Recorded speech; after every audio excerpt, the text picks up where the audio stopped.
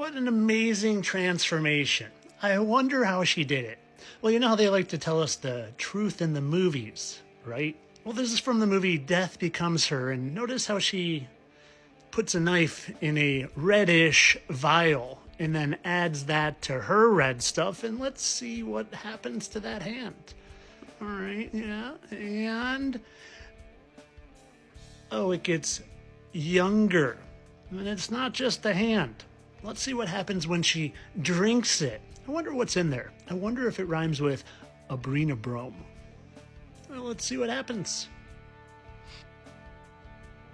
Oh, she becomes youthful and young again. How amazing. I wonder what else they have to say in this movie. But you must make me a promise. The secret that we share must never become public.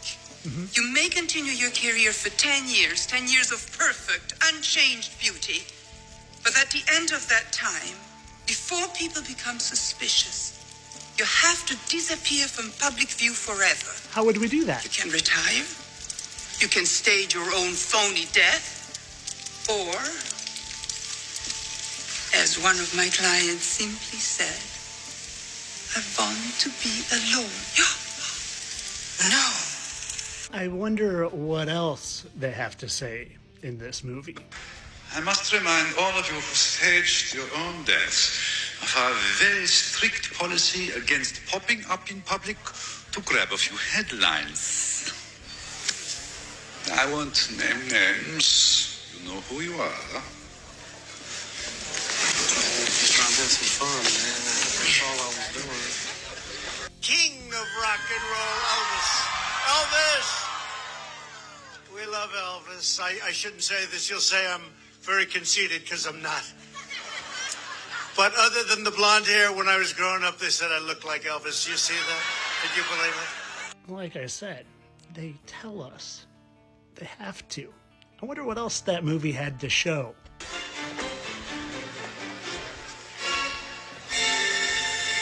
And just for the uninformed that don't know who that was, it was Andy Warhol and Marilyn Monroe. You know, the people that I say are the same person. Funny how they show the two of them together right after a scene talking about staged deaths. They weren't trying to tell us anything there. I mean, Andy Warhol just happens to have a very noticeable scar right in the exact same place that Marilyn had a mole, but that's total coincidence. Not to mention those two exact dots right there as well. Kind of like how country singer Morgan Wallen has a scar right there. Very noticeable scar, right? Right there.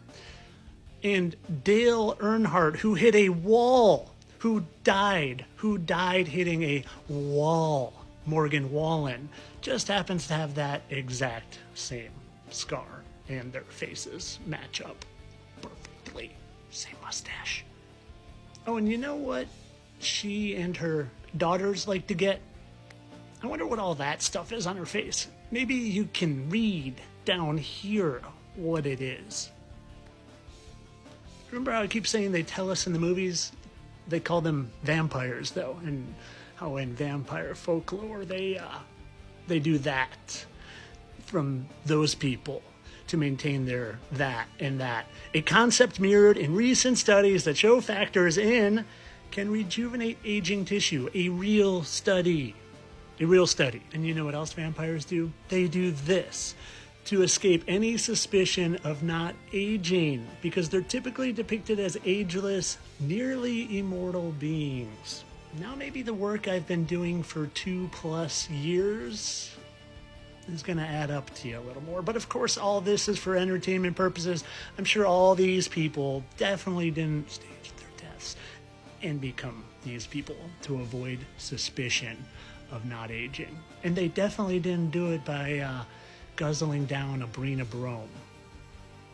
Entertainment only, people. I'm a satire account. I don't really care about exposing all these vampire, fallen angel minion, just people who drink abrenobrome. I don't know.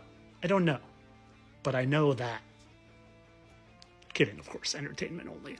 Oh, and not to leave you in darkness, you know what the beauty is in all of this? The absolute beauty is that if these people or these things are real, we're living in it's evidence we are living in a spiritual realm, and they all hate the Heavenly Father.